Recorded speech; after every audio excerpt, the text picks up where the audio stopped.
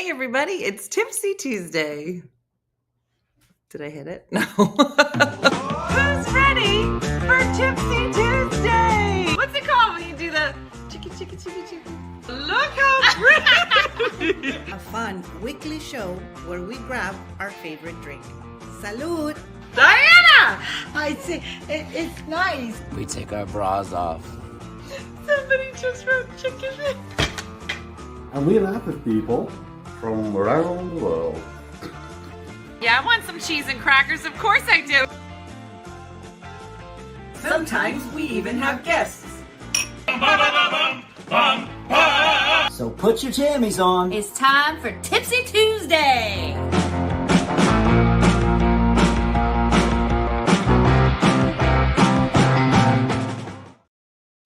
Hey, everybody who got crazy hair tonight. Because there's a giant tornado that blew through here. I don't know where you're watching from, but there was a Everybody to Your Basements about an hour and a half ago. So hopefully everybody is safe. There's a lot happening in the universe. So hopefully everybody's doing okay. Never able to catch the lives anymore. Christy, welcome. Welcome to Tipsy Tuesday, where it's only Tuesday and we're thinking, what? This feels like a lot. I haven't seen you in a long time. We're definitely getting some weather. So yeah, no, we're fine. I think that they have like a huge span of towns. And so I think they put everybody on alert because you just don't know where it's going to go. So the sky is yellow. Yeah. Yeah. Do you have a basement? We do have a basement. But the house is like a U shape. And it was like, lock your doors, hide your men, lock your doors, go into a room with no windows. And I was on the opposite side of the house. So there's like a closet. And I was like, I guess I'll just go in there. I know. So it's not good. It's not good, but hopefully. Hey, Vicky from Australia. Thanks for joining us. Did your toilet get fixed? Yes, it did. And then they still tried to upsell me the hydrojet. Is this a thing? Is this what we do now? You're like, well, I mean, we fixed it, but you should really hydrojet your toilet. And I was just like, I don't know why men keep saying this to me. Is this a pickup line? I don't know why everyone wants me to hydrojet my toilet. But I would like for men to stop asking me, are you missing your old house at all? No. Go look around. I got twinkle lights. Where am I going? Nowhere. Hydrojet sounds dirty. I know. Maybe I want a hydrojet. Did he wink when he asked you? I don't know. It was over the phone, but he did use like a husky voice. Hey, you want a hydrojet? Like that. Now that I'm thinking about it, maybe it was something different. So anyway, what the heck is a hydrojet? I don't even know, Judy. But when somebody says something to you, now here's what we could do.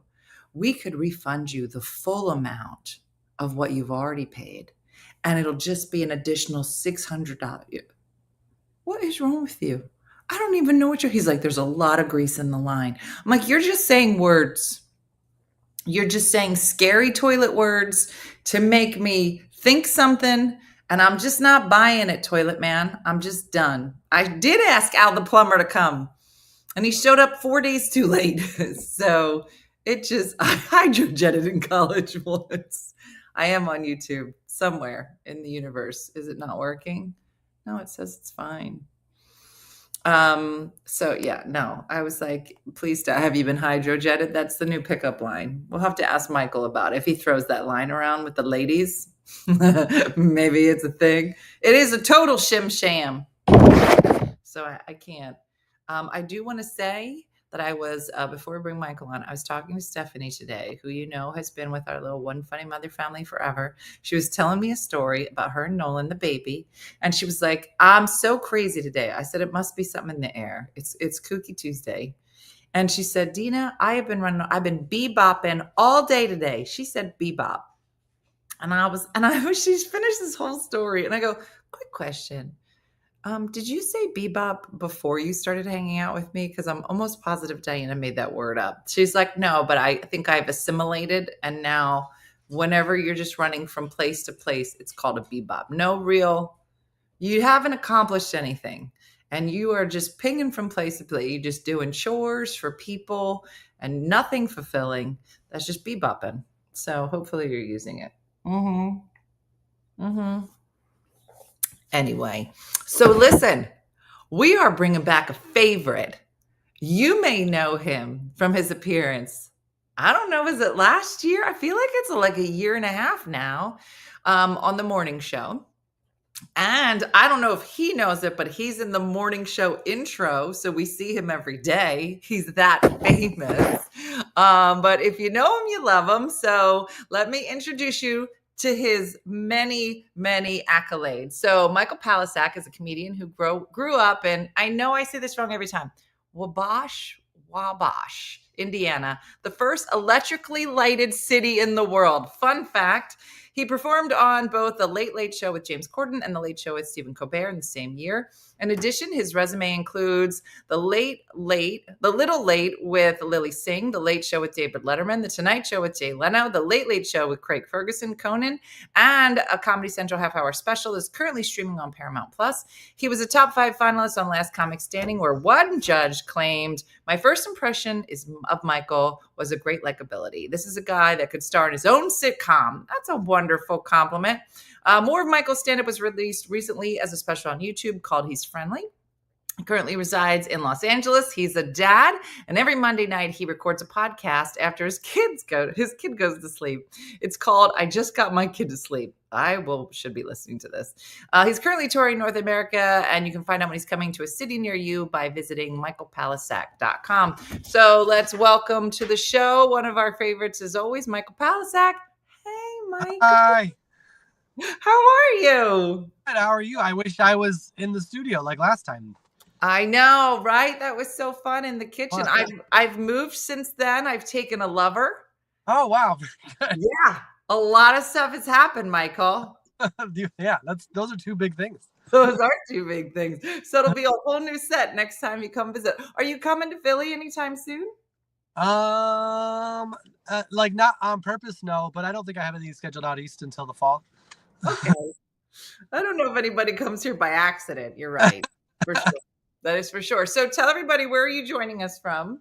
I'm in front of the Ventura Topa Brewing Company in Ventura, California. So are you performing at the brewing company? Yeah, tonight I have a show at the Topa Brewing Company in Ventura. I love it. Are there a lot of like gigs like that? Because I know the clubs, there's only a small amount. So like you're lucky to be able to get a spot there. So are there a lot of the clubs, like the Improv pays $8. So it's like you kind of drive a little bit and you can make a little bit more money. And yeah, it's the best. Like I met him when I first moved out to LA. James Fry does these rooms and they're always really fun. Oh, that's awesome. That's awesome. Athena says he looks so different. He's so grown up she didn't say like a big boy, but I think that's what she's getting at. That works. Has a lot happened to you since we last saw you? I mean, what more? I feel like, is that what you said? I was going to say, are you doing more big boy stuff? How old is your son now? He's 6 years old. Yeah. And what is life like with a 6-year-old? It's the best. Every moment with him is such a joy. Like, because when you you would like older, but like when you have to share decision making with another person, that can kind of suck. But I always just remember how much I love him, and being around him is so much fun. I know. I'll tell you. So there was like 2 years where it was just my son and I, because he's the oldest. So he was like him at 2 years old. It was like my favorite thing. Yeah. And then I just kept having babies. And I was like, you're a lot altogether. But now he's 25, Michael, and I just love hanging out with him. That's good to know, because I love hanging out with him now. And then I'll get on social media and somehow my phone knows I'm a dad and it'll show me like sad Instagram reels about how you get 4 years where your kid thinks you're the whatever. And I'm like, no, it's all over. No. Well, there's definitely a time where like you're not cool and they don't want to hang out with you. totally fine. I would love to be able to sit and watch TV when I want to watch it and be like, I'm not going to sit here with you. I'm like, okay. Yeah. Mm-hmm. Mm-hmm. No, you're right. And he's just now starting to like want to kind of hang out with me. Although, and I'm sure you'll agree, this is a great idea. He's in Brooklyn and he's living with my daughter. And now she's going to go with a bunch of girls and he's going to go with a bunch of dudes. But something happened, Michael, and they lost a couple of the guys. They're supposed to move August 1st. Yeah. And so there's an extra room. And I was like, Dean, this is perfect. Yeah. I've been wanting to come to the city to do more stand-up and it's just too far for me. Yeah. So like I could take the other room. And he was like, no. And I was like, Dean, think about it. I would bring food and goodies when I come up. I'm not going to be there all the time. I have a life here with my lover. So I'll just come up with like a banana bread, like a Tuesday to Thursday, do some of the clubs, stuff like that. Yeah. It's but like you're speaking to college just like every other week. Thank you. Yeah. He says he thinks it's, I believe, quote, super weird. I think it's economical. Who doesn't want to spend more time with their mom? It's also nice because a lot of kids his age are moving with their parents and you're like, no, I'm going to move in. He is making me pay more money. And we are currently fighting because it was him and another guy. And then I would be in the third room. And I was like, I said, I'll pay more money if I get my own bathroom. Yeah. Like, what are you talking about? I go, I need a suite because it's me and two other female comics. I'm like, we're not all going to be there at the same time. Yeah. But, you know, like some might rotate through. I said, but we don't want to share a bathroom. No. With two 25-year-old dudes. Oh. And he was like, Mom, adding the second bathroom makes the price go up another $1,000 a month. And I was like, well, I'm not going to pay that. He was like, but you're the one that wants your own bathroom. So it's a little bit of a thing. I mean, I can see both sides. As a lot of living together financial situations go, I can see both sides. Thank you. So maybe you could call him and be like, have your mom live with you and you should give her own bathroom. I know, free cleaning service. Well, I'm not going to do that, but I would offer free snacks and I think it's worth it.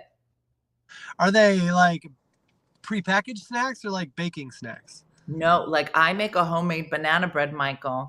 That's pretty good. I mean, it's not $1,000 a month, but it's good. I know. Well, it would be in addition to some monies, but not all the monies. Thing where like, yeah, but you don't want to do that. What? Well, like if you all split the two bathrooms equally, you just agreed that one was just the women's bathroom. But like when it came time, like you could pay someone once a month to clean both bathrooms. Thank you. Yeah. Thank you. And I don't even want him to clean my bathroom. I'm like, just stay out of my bathroom. Like, I just don't want. And so I was telling my boyfriend, Jason, I was like, I really need my own bathroom. He was like, you know, that's financially makes no sense. Just share the bathroom. I'm like, I think you don't understand. I'm 52. I am not sharing a disgusting bathroom with two dudes. I'm just... Does your boyfriend know about your lover? I like you, Michael. You're funny. What? That's what I kind of like. Everybody's like, oh, are you guys going to get married? I'm like, I enjoy having a lover / boyfriend. I had a hard time with a husband. I'm good. I am. What the point of getting married is, other than like I guess there's benefits financial or whatever, but I don't know. I think like when you're having kids, it makes sense because you know you're all together and whatever. But now it's like, do whatever you want. Do whatever you want.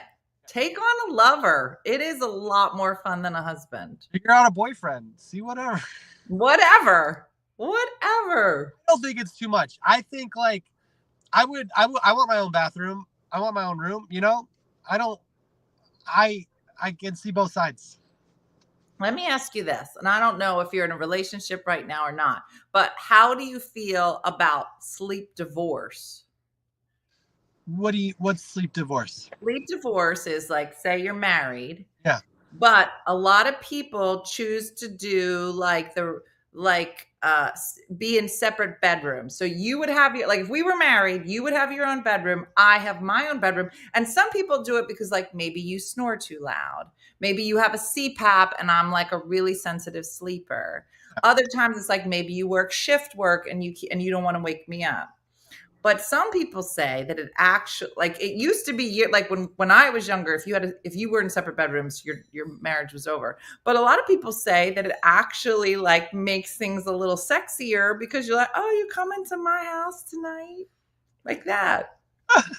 Yeah, that's it. I mean, that's a very good question. I'm not in a relationship. When I was in a relationship, I'm a comedian. You know, we had a 1-bedroom apartment. We all were in the same room. So we didn't even have like our child, us. It was like, did you ever see Green Book? Like he comes in and the kids are in bunk beds in the same room. Like I feel like that. Yeah. You're like, listen, we would love to have another room. We don't care what it is. We just That need felt like a ton of space. Like we would turn the AC on. It was loud and cold and everyone would just sleep. And it was hot in the other areas because it wasn't air conditioned otherwise. And so from a very personal perspective, I've never experienced that life. I have friends that have, and they're very happy. So I'm not speaking against it. Yeah. I just feel like, and maybe this is the way I was raised or the percentage. I feel like whenever I have something happy, I want it to be a little hard too, you know, like if someone snores and wakes me up, I'm like, that's how much I love you, is that I figured out how to sleep amongst your snoring, you know, like I remember with my son's mom, when she would sleep, she would always go to bed earlier and she would like sprawl across the bed and I'd have this little bit of room. And I felt like that was just fine. Like my son was here, she was there. It was I felt like a lot of love. I didn't need anything else. I think like the physical things are all in your head in a way. Like if you have love, who cares? All right. Now listen, that's the sweetest thing ever that you just said. So this past weekend I made a reel because I'm going on vacation. I needed a bathing suit. I go with my boyfriend and I find this bathing suit and I'll say it fits nice. But if I eat a hamburger, it will no longer fit nice. You know, like it's probably too small for me. They didn't have a medium. So it is what it is. And I don't know if men are like that. Like if you went bathing suit shopping, Michael, and like an hour later, would you be in a depression? If I went bathing suit shopping an hour later, I feel depressed because I my bathing suit? Yes. So I feel like that's another one of those things where like I feel like men also have body conscious issues. I don't think it's just a woman thing for sure. I just think that the clothes that women have to wear reveals so much more that your range is much smaller, you know? So you understand 20 pounds either way and be like, no one's gonna know until it's late. So you get it. So I'm in my deep depression. Yeah. And I say to him, I just don't know about this. Now we're going to buy it. I go, I'm just a little nervous about this because I just don't know. Like it fits me right now, but like if I gain any weight, it's not gonna fit. Like if I get fatter, it's not gonna fit. And he looked at me, Michael, and he was like, if you get fat, I'll get fatter. And I go, what did you say? He goes, if you get fat, I'll get fatter, so you're always smaller than me. And I was like, I love you. You are my person. Like, I just was like, and I literally almost started crying, go, that is the nicest thing anyone has ever said to me. I started hugging him and kissing him. It was like he proposed in the middle of this Macy's. I was like, that was so beautiful. He was like, why are you acting so weird? I'm like, no one has ever said anything that nice to me. It was so beautiful. That's how I feel like about what you just said. It's so beautiful. But in his not defense, he might just want to eat a lot. He might. But in my mind, I was like, he's my person. It'd be really funny. Like, no, you cannot gain weight. I can look like this. He might have said that in his head, but on the outside, he was like, no, that would be funny if you said that. If you're like, no, sir. You're in good shape. I don't know, but it's like what you just said. Like, you just love the person. You're like, whatever. Yes. No, I get it. I think, like, I don't know if it's becoming apparent, but I do feel like the how someone looks, I get it. Like in society, if someone's very attractive, you're like, oh, well, that person must be doing something right to be able to talk to this person that's very attractive. But as a dad, I've been exposed to so many other things that are important about a person. other than just how they look. And Tell me more. Like what specifically? Like if I see someone really good with my kid, I want to buy a ring. You know, like I'm like that's the person that's done. And I realize he's going to be done in like 12 years. He'll be grown up. It's a long-term solution to a short-term problem, but it is like that. That's the most important thing to me. Like Yeah. No. I think this idea that guys have a standard for how someone looks, but I don't think it's real. It's just sort of like this thing we've all kind of agreed to be cool about, but it's not real. Well, I have a funny story because you remember Dean, my son. Yeah, he picked up your Uber driver. Yeah. So, funny backstory. If you don't remember, we sent an Uber. We were supposed to send an Uber for Michael, and we were trying to do it, but we could not figure out how to do it on the app. So, at the last minute, we were just like, "Listen, a black Honda Civic is going to come pick you up," and he was like, "Great," but we just failed to tell him it was Dean. Yeah. And so I was texting Dean. I was like, "Hey, did you get Michael?" And he was like, "Yeah, but he got in the back. Like, I think he thinks I'm the Uber driver." And I was like, "Well, why didn't you just tell him you're my son?" He goes, "Well, now it's weird because he's in the back." And so we hung up and Michelle was there. And I said, "This is going to be hilarious when he pulls up and the Uber driver comes in the house with him." And so Michelle and I are sitting at the door and Michael was like, "Hey, thanks. See you later." And Dean's just following him. He goes, "Yeah, okay. No, I'm good." And I was like, "That's my son." It was so funny. But he was on a date recently and he's kind of dating this girl. And he said, "Mom, we were in an Uber and she was being really rude to the Uber driver." Yep. And he was like, "I'm out." Yep. Like, just like you're saying about your son, you're just like, there's certain things you're just like, what are you doing? Like, I'm not going to be with somebody that's a tough lesson that you learn too late if you're already in a relationship with that person. Like if you're like, I was in a relationship with somebody, we were together for like years, like she moved out to LA and I never saw it until we went to go get noodles at this place. And this lady wouldn't seat us right away. And she just snapped. And I was like, oh. Really? Yeah. And then it happened again on a plane with somebody. And it wasn't like, I'm leaving you now, but it was like, oh, that's how people treat people that aren't you is really big. Right. And I don't know if it's the same for men, but like how, when I was dating, like younger dating, like how a guy would talk to his mother was like a big deal. I was just like, you, but now I find, because now I'm doing old people dating. And when I was doing old people dating, how a guy would talk about his ex. Oh, okay. Very telling. Yeah. And none of it was good. It was always like, and just curse words. And I was like, this is the mother of your children. Like, what are you doing? Yeah. Whenever I talk about my son's mom, I don't use profanity and I just list things that were facts that happened. And to let them come to their own conclusions because the evidence is there. I don't lead with it, but if it comes up, I just say very calmly, these are the reasons why I'm not with, these are the things that happened. And I'm not saying that I'm not saying someone's right and someone's wrong. I'm just saying that these things actually happened. Okay. And that's why, that happened.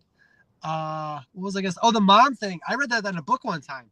There's this book about, it's like the math of dating someone. Okay. And like, it's all these things that basically like, this is what you look for in a person.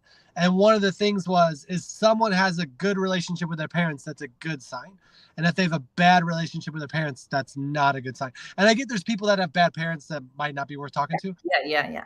Parents seem like they're cool and they just don't get along with their parents. It's like, those are the people that raise them and love them ideally for their whole life. And they're like angry with them all the time. That's not a good sign. It's not good. It's not good, Michael. Well, that's interesting because you're in the same, I mean, your kid obviously is very young. Your son is very young. But, when you talk about blending families, like have you dated women with children or are you like looking for somebody with no kids? Right now, like when Jack is 6, and you probably felt this, I think every parent does, you like start to like everything we do. I'm like, oh, he's going to be older. So I want to have younger ones to do all the stuff again with. But like ideally it would be someone, whether they had kids or not, that would want to have more kids. But I did date someone with kids And it's so weird to imagine like where it would go, you know, because if you just meet someone and you don't have kids and you've never been married or whatever, it's like easy to be like, this is our new life we could have together. But like you, because there's so much freedom creatively. But like when you go to someone's house and you're like, all right, you have these kids here and there's a law that you have signed something that said you can't move from here. Oh. I live here. So it's just like someone's going to have to like, and then your kids are going to be like related to my kids somehow. Like it's just, yeah, I can't go that way. It's got to be very in the moment. Whereas like when you just meet someone for the first time and you don't have kids, it's very easy to be like, oh, this is our fantasy life together. Yes. Well, I'll tell you, there was when I was on the dating apps, there was a guy that I was talking to, seemed really lovely, but he said that he had like a 2-year-old, and my kids are like in their 20s, and I was just very honest. I was like, I'm gonna call it. I was just like, I am not your person. I like, like I was like, you seem lovely. I wish you the best. But like, I just knew myself. I was just like, because my kids, I was divorcing at the same time that my kids I was empty nesting. Yeah. And I was like, that's just not where my brain is. And he was like, I totally understand. And it was very respectful. But I think you have to think about all of these things, you know. And it was funny because I had already lived through 2 teenage girls, and Jason has a daughter and a son.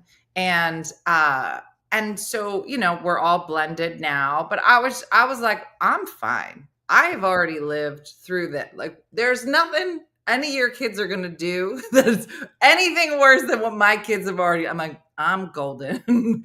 Right? Like, I think it's like, do you think it would be hard for you to date somebody that's never had kids? Well, first off, I'm championing you for calling it so early, because I've definitely been talking to people where like they live in another state and they can't leave because of and I'm just like, well, they're talking to me. Let's see where this goes. I logically cannot find a way that this ends happily, but I'm so alone. Like, you gotta call it. You gotta call it. And part of me is like, that's a woman thing, because it just in society, I feel like, and this might not be right because I'm not a woman, but it feels like on the dating apps, women get hit up a lot more than men do. Like, I feel like you get a lot of messages so you can cut ties sooner. I don't know. I've seen women put flaws in a profile where they're like, I'm not dealing with this or this or this. Whereas like, I'm not putting a flaw. Like, I'm not, unless the government tells me I have to, I'm not listening. What would your flaw be? I'll make up one where it's like, this is really well. And if that bothers you, then you're not. You're not wrong. I'll tell you, have you ever heard of the burned haystack method? No. Okay, listen. You're not allowed to be in it, but let me unpack it. Yeah. There's a woman named Jenny. I'm a fan, but she is a PhD in rhetoric, and so she analyzes men's dating profiles, and it's A, hilarious, and B, pretty telling. It's just kind of really analyzing how men communicate and why women aren't really listening to the things that men are saying when they're saying, I have a baby, this is where I am. And I'm like, yeah, that's not where I am. So I need to move on. Right. Like, we're like, well, maybe I could be, like you were saying, right? Like, we all like, maybe that is something I want because I'm so lonely. Right. And so one of the things that she talks about is this thing called test and apologize. Do you know what this is? That's when a guy will say something inappropriate. Yeah. Like, they'll be like, oh, you'll wear what I tell you to wear. And then you're like, I'm probably not going to do that. And they're like, oh, I was only kidding. Yeah. Like, they'll push a boundary in some way and put it out into the universe. And then you're like, and they're like, I was only kidding. But it's really just to test how far you'll go with things. But it's super interesting. Like, you talking about, like, if you were to put a flaw in there, I don't know how that would read to women. Like, are you being honest and vulnerable, or are you just a crappy guy? Yeah, no, that's very true. I don't think I'm a crappy guy. I think like, I don't know. I haven't done, my app logged me out, and I haven't gone through the process of figuring out my password. So I was like, maybe this is meant to me. Maybe this person's the one, but it wasn't.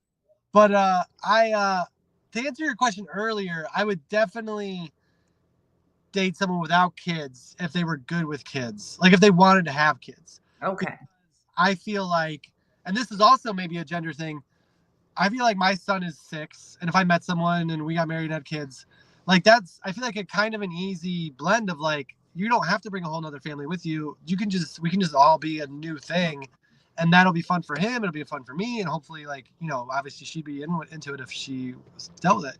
So that's. But then when I meet people without kids, I'm like, oh, we are speaking a little differently. Like it is a little different. It is different.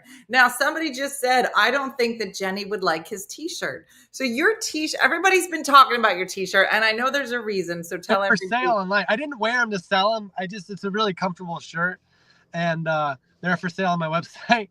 So tell everybody, what's the backstory on the shirt? I joke that I have done on stage about how after a show, like, I don't know, I'm at a place in my career where I'm very grateful when anybody comes to the show, because you get paid like sometimes based off the door, or like you'll get brought back sooner if you sell more tickets and stuff. So whenever anybody comes, it's so good, but they're coming to the show and they maybe saw me on like a late night show, but that's a long time ago. So they've seen me on Instagram or Facebook where you do like kind of look up people. Mm-hmm. It does feel a little invasive sometimes. And one time after a show, a guy was like, I don't want to be a stalker. And then it just became like this joke that I do on stage where it's just like, well, don't ever say that. Like, don't open with that. Sounds way worse. Then I was like, oh, I'll just sell shirts and say not a stalker. So I know that people can wear them to the show and then you don't have to tell me you're not a stalker. Got it. And I just think it's really funny. I have had people come up to me and be like, I want to buy this shirt, but I can't wear it. And then I was like, I'll wear it then to see how it feels. And it does feel like I'm putting a shirt over this when I go out into public.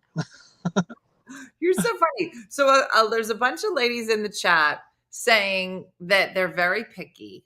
Yeah. And they'll be like, I will break up with a guy if he blinks funny. And somebody's like, I will break up with a guy if he holds the steering wheel the wrong way. Like, is there something that you like, that like if a girl does, you're like, no, I'm out? That's a really good question. I think the little stuff, like being not the little stuff, but noticing if they're good with my kid would be important. That's a big thing. I'm sure there is, but here's what happens. Like a girl will do something and I'm like, I'm not into that. And then immediately I'm like, that's kind of shallow. And then I'm like, then I decide not to talk to them anymore, but I just forget that it was ever because of that reason. There's a lot happening in this cycle, Michael. The most recent thing has happened to me where I've only been on a dating app for like a couple months, and I went out with someone a couple times and she was really nice. And the third time we went out, we got a cupcake from the grocery store after dinner. Like we went to like a nice restaurant and then she lived in there. So we walked over to her place and we ate this cupcake and it was really good. And we both it was very wholesome. We both literally like passed out on her couch and like fell asleep. Like we took a nap. And I was like, oh, that's kind of sweet. You're holding. So it's very like, and then I woke up. It was probably like a half hour at most. And like we both fell asleep. We both woke up and I was like, oh, I should tell you I snore. And she's like, I know. And like heard from her again. Like I ate a cupcake and snored on her couch. And she's like, that's it. Shut up. Yeah. That was it. And she's telling this story to a group of girls right now. She's like, guys, I was on this date. This guy fell asleep, ate a cupcake and fell asleep on my couch and I'm out. That's crazy. Yeah. Mm-hmm.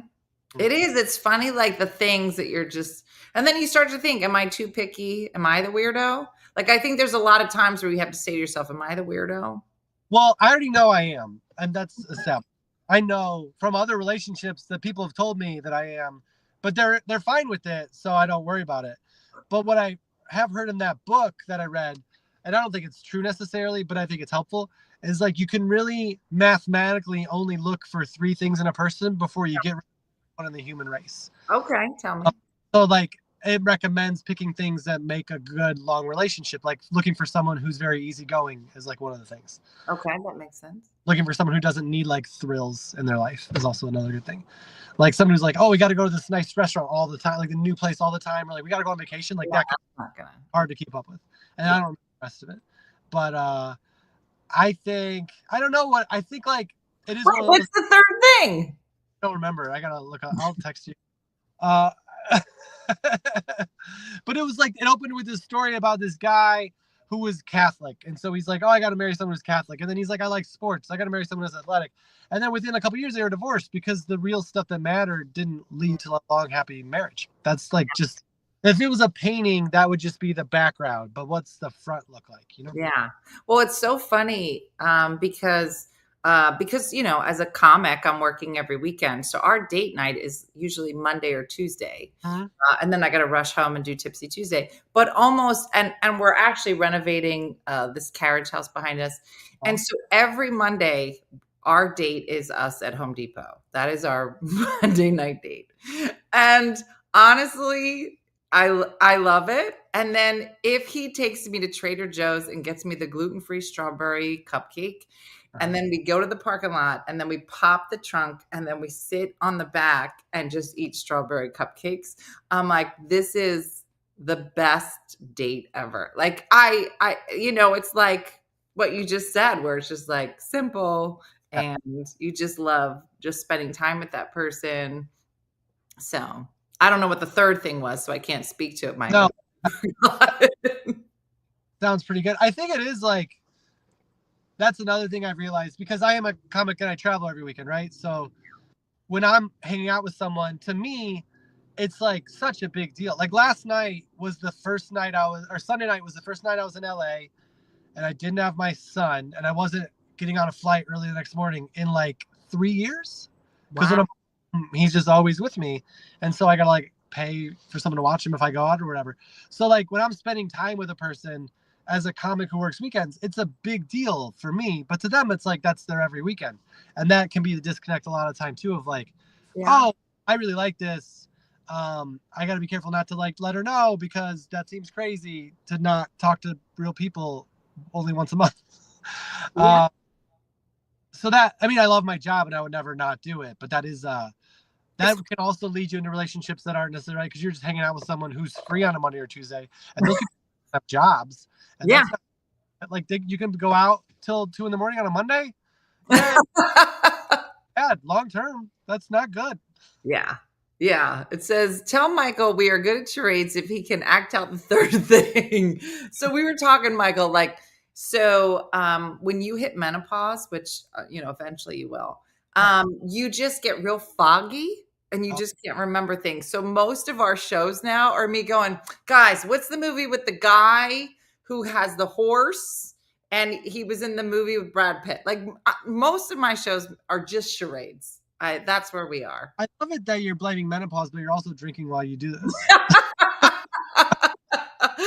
Menopause. It's not a problem. It's a menopause.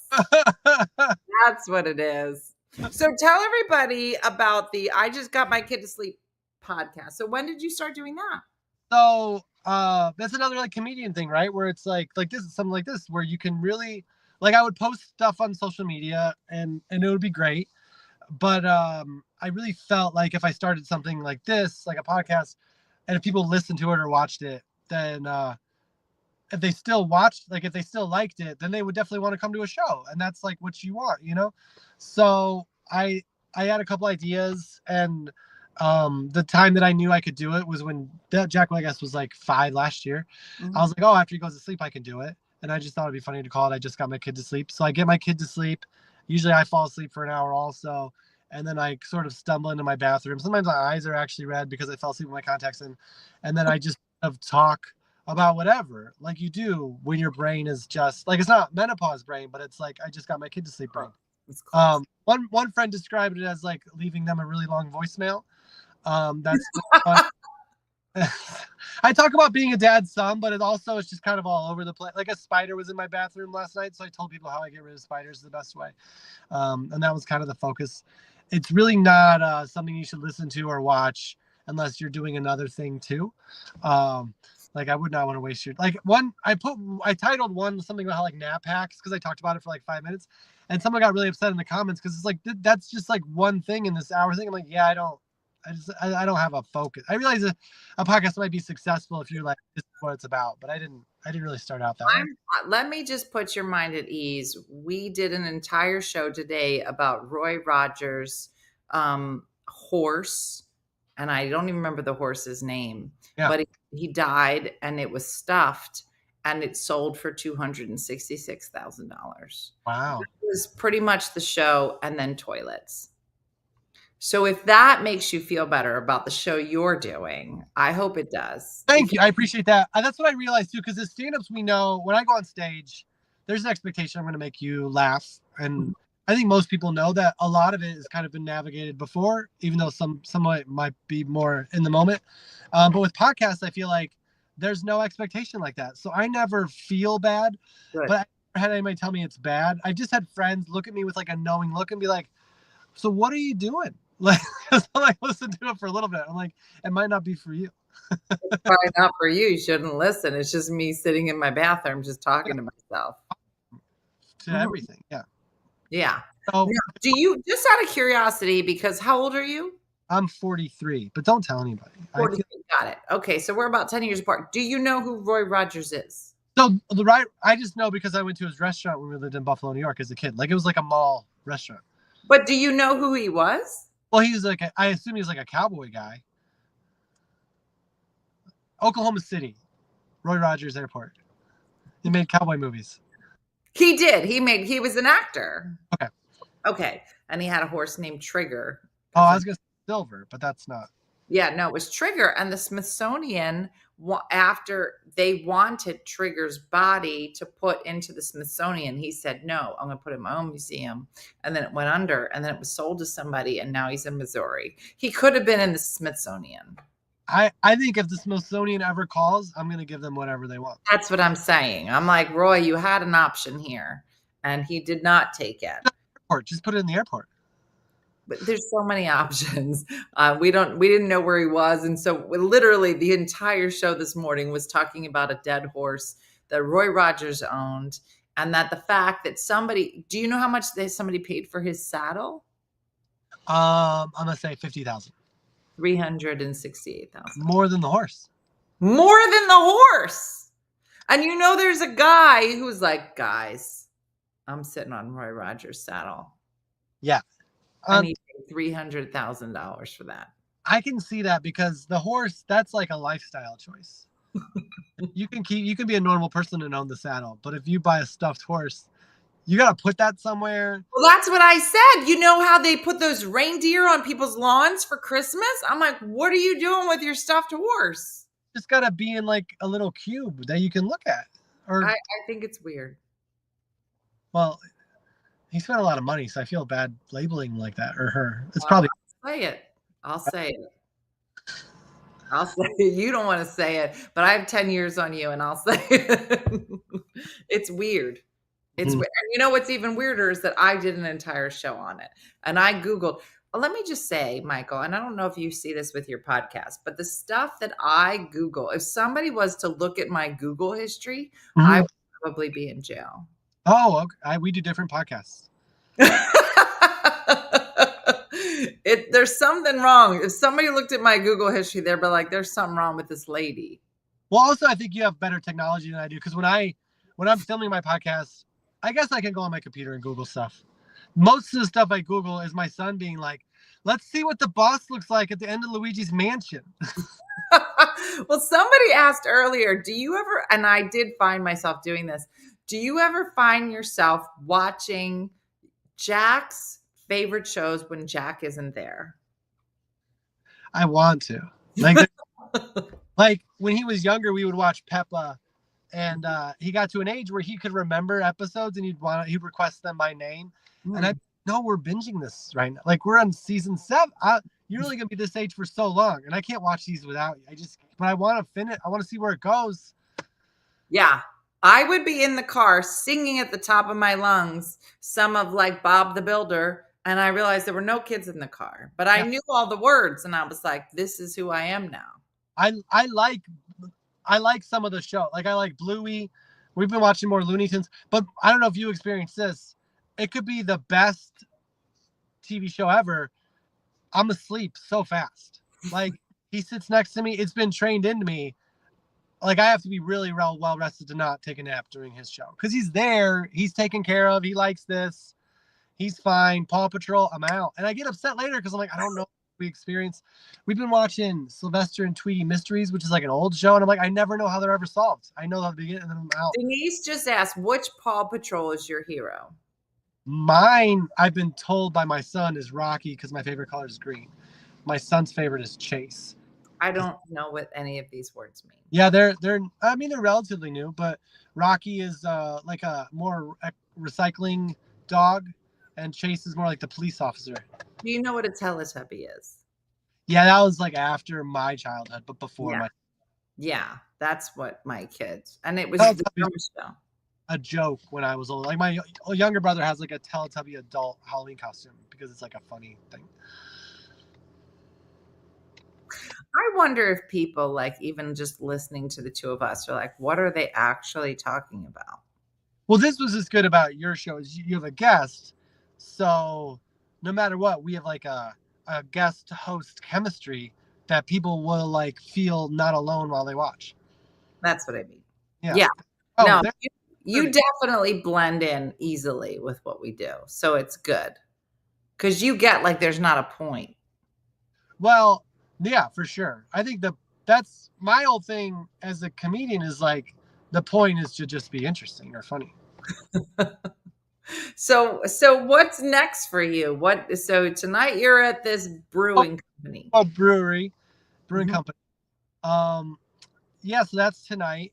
And then next week I'm in Miami Okay. at a place called The Hub in Pinecrest, Florida. Okay. And then I'm in Vegas at Brad Garrett's club at the end of the month. Yeah. I'm there in December. At Brad Garrett's? Yeah. Oh, nice. You know Cindy. Yes, I love Cindy. He was. Go ahead. Do you know Rob? So yeah, I knew Cindy was the first lady to ever feature me. She worked in Chicago at the Zanies in St. Charles. So I know Rob when he used to work at the Comedy Stop in Vegas. And so I was coming to Vegas and I called Rob and I said, hey, I'm coming in. And he said, hey, I'll talk to Cindy. I'll get you a guest spot. Do you know Butch Bradley? Yeah.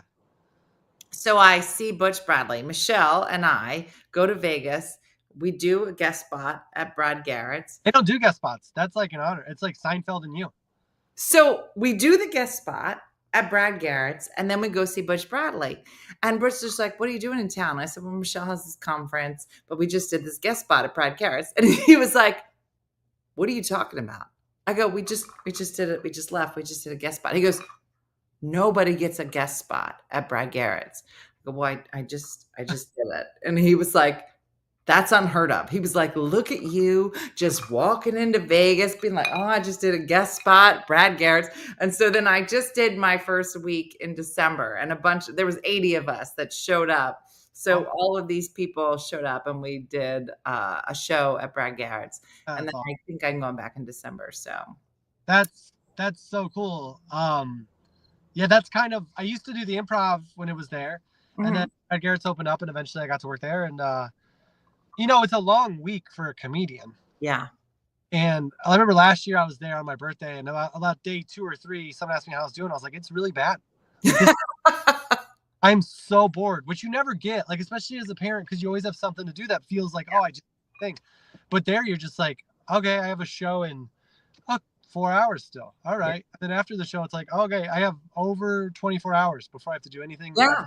Well, it used to be, I used to work at the Comedy Stop, which was at the Tropicana, and they had 2 shows a night. And so it was 14 shows in a week. Yeah. And I was like, this is like, it was great. You could leave Vegas with another half hour because it was 14 shows and you were like, this is awesome. Yeah. So this one's only one night, one show a night. I'm like, this is like, I don't know what I'm going to do. I think we might be talking. Did you do the Atlantic City one too? Yeah. Yeah. I forget the guy's name. Bob Kephart. Bob Kephart. That's right. You worked there? We never met. No, we never. I worked there with a lady. I forget her name, which I should know. We had the same college agent for a long time, and then I don't remember anybody's name who I worked with there. But I did it like 2 or 3 times. I always loved the view. It was a great view. It is, because Bob would put you up in the condos, right? Yeah. Yeah. It's so funny. It is funny. Like, a lot of people think that, that you work with the same people all the time, but you're like, no, it is constantly different people. But I would find that eventually I would get into the same certain like cycle with the same people, like you're like, this is my 3-month cycle. So I'd come up. But it was great. I loved that club. It was great because he had Atlantic City, he had Vegas, and he had Laughlin. Did you ever do Laughlin? I never did Vegas or Laughlin. I just did Atlantic City a couple times. Oh my God. Laughlin was crazy because it was 100 degrees in Laughlin, Nevada. And they said you could literally like crack an egg and fry it on. And they said that the police had special shoes in Laughlin, Nevada, because if they walked on with regular shoes, the soles of their shoes would melt. So they had special shoes in order to not melt. Because when it was hot, it was so hot. Yeah, that's crazy. Jay Black. I worked with Jay Black. That's what's cool too about stand-up. I feel like I could work with someone. Like I worked with Butch one weekend, and then like next time you see them, if they remember you, it's like you're friends. Like you could have worked 1 week together. If they don't remember you, it's like whatever. But if they do, it's like you've really worked together. Yeah. Yeah. No, it is. It's funny. I was just saying, you probably don't know Mark Riccadonna. Do you know Mark Riccadonna? So I needed a feature. And do you play the Comedy Cabana in Myrtle Beach? Done it one time, yeah. And so I needed a feature, and I had asked everybody in Philly, and nobody was available. And somebody's like, "You should call and talk to this guy, Mark Riccadonna." And so I didn't meet him until he literally like picked me up at the airport. I landed, and the way that they do it is, you're in the same condo for the whole week. And by the time the week was done, we were like a married couple. I was like you just met him the first night. I was like, we're married now, and we have children. And so he's great. He's just a lovely person. But you're with somebody for an entire week, and you're like sharing a kitchen, and yeah. Exactly. So, but it was funny, like trying to explain that to Jason, my boyfriend. I was like, no, I'm going to live with this person for like a week. He was like, what do you mean? I'm like, well, like we're in the same condo. He was like, you mean different condos? I'm like, no, the same condo. Like this is normal for comedy. Just how it is, and he was like, well, I go to work and I don't room with people. I'm like, well, we're not in the same room. Just share a condo, like it is. It's funny. Like, the hillbilly. Exactly, Carol. But it is kind of a funny thing because corporate people don't share rooms together. So I try not to share. I try not to stay in condos. And like there was a certain age where I was like, I can just see if there's anywhere else I can stay. Yeah. No, I hear you. No, for sure. For sure. All right. So listen, Jack is doing well. Yes. And you've got your podcast. How can people find your I Just Got My Kid to Sleep podcast? The whole thing's on YouTube. If you type in my name, it's on my channel. And I'm going to find a way to put it without ads somewhere. And people can pay like $1 or $2 or whatever, or $5. But it's on YouTube, the whole thing. And it's great. It's my life's work in the last 4 or 5 years. And people can find you on Instagram at where? At Michael Palascak, MichaelPalascak. And I post clips from the special on there too, so people can watch short parts before they. Awesome.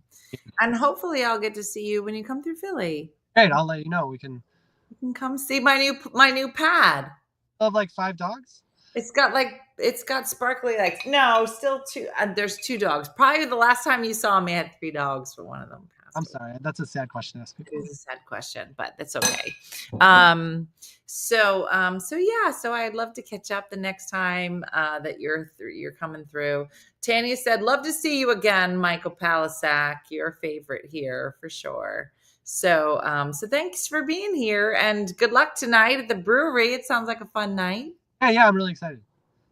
All right, good. Is there anything else you'd like to tell everybody and how to find you? I think they know all the ways. So keep watching this show because it's so fun to be a part of.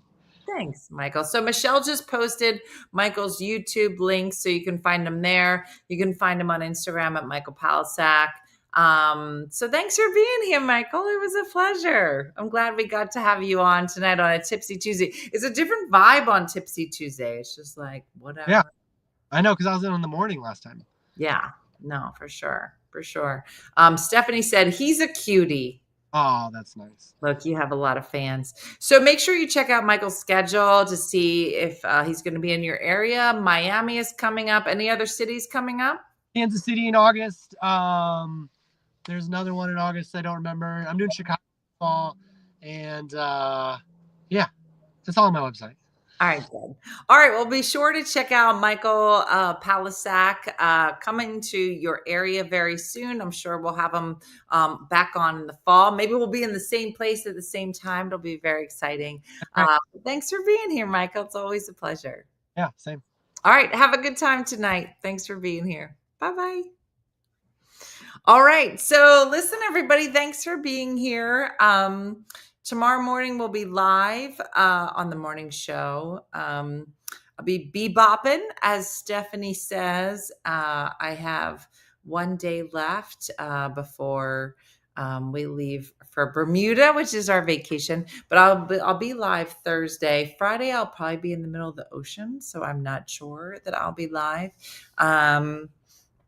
And then the weekend, but I will try to touch base with everybody. Can I get you all to consider Georgia for a show? Do you mean Shakendra? I know he's a great guest. Michael Palascak is lovely. So we love having him on. I know I'm not packed, and I need to pack tomorrow because literally on Thursday I'm going to do the morning show, and then I have a meeting, and then I'm leaving. So there's a lot happening.